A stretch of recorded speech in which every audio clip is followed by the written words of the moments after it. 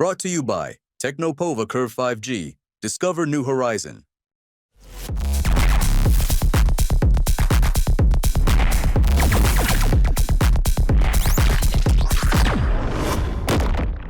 भारत रत्न बाबा साहब डॉक्टर भीमराव अंबेडकर जी के नेतृत्व में भारत की संविधान सभा की जिस ड्राफ्टिंग कमेटी ने भारत के संविधान को बनाया था,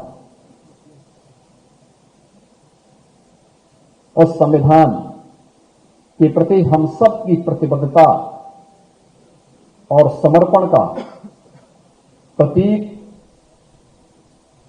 भारत की विरासत की भूमि उत्तर प्रदेश के अंदर हमारी प्रयागराज की भूमि है।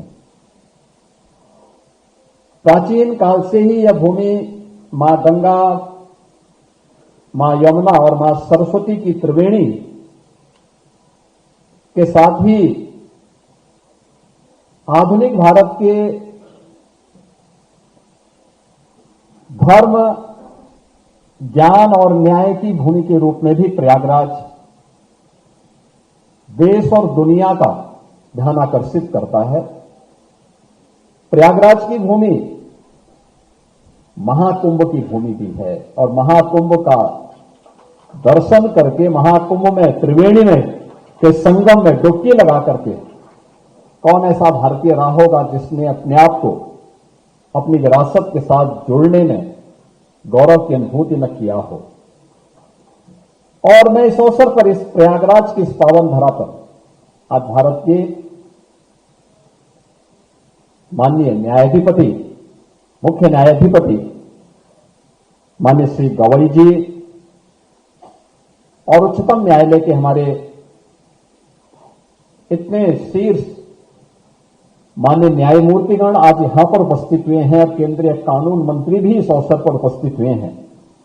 तो मैं उत्तर प्रदेश की सरकार की ओर से, उत्तर प्रदेश वासियों की ओर से और आप सभी अधिवक्ताओं की ओर से भी उनका हृदय से स्वागत और अभिनंदन करता हूं। याद करिए, इसी इलाहाबाद उच्च न्यायालय में 2018 में 2017 में देश के यशस्वी प्रधानमंत्री जी का आगमन हुआ था और उस समय उन्होंने एक बात कही थी कि सुशासन की पहली शर्त है रूल ऑफ लॉ, कानून का शासन।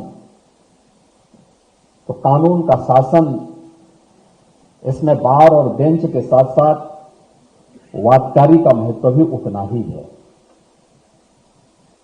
और उतना ही महत्व होने के नाते हम लोग अक्सर देखते थे, लोग बोलते थे इस बारे में कि अधिवक्ता बड़ा गुस्सेल होता है। तो हम बोलते थे, भाई देखो किन परिस्थितियों में कार्य कर रहा है, घर की परिस्थिति अलग, न्यायालय की अलग, और जब उसकी चैम्बर में कोई वादकारी जाता है तो दिन में ही उसको सूरज दिखाई देता था, तारे दिखाई देते थे, टूटा हुआ चैम्बर।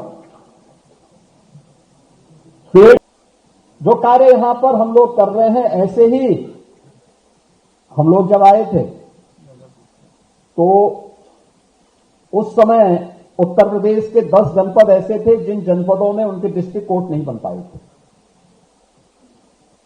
कोर्ट का नक्शा आता था, कभी हमारे मुख्य न्यायाधीश पसंद नहीं करते थे, कभी हम लोगों को पसंद नहीं होता था। मैंने कहा, यार देखो ऐसा बनाओ तो थोड़ा मॉडल बने।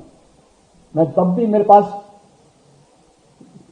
हमारी कार्यदायी संस्थाएं लेकर आने कहता था कुछ मॉडल बनाओ, इंटीग्रेटेड कोर्ट कॉम्प्लेक्स बनाने के साथ साथ उसमें पार्किंग की सुविधा भी दीजिए और अधिवक्ताओं के चेंबर भी बनाइए। अधिवक्ताओं का आप उससे अलग मत करिए, अच्छी सुविधा दीजिए। और मुझे बताते हुए प्रसन्नता है कि जो प्रपोजल हम लोगों ने दिया था उनमें से 7 जनपदों को तो यहां से अप्रूवल मिल चुका है और हमने उसके लिए पैसा भी 1700 करोड़ रुपए उसके लिए हम जारी कर चुके हैं। Brought to you by Technopova Curve 5G. Discover new horizon.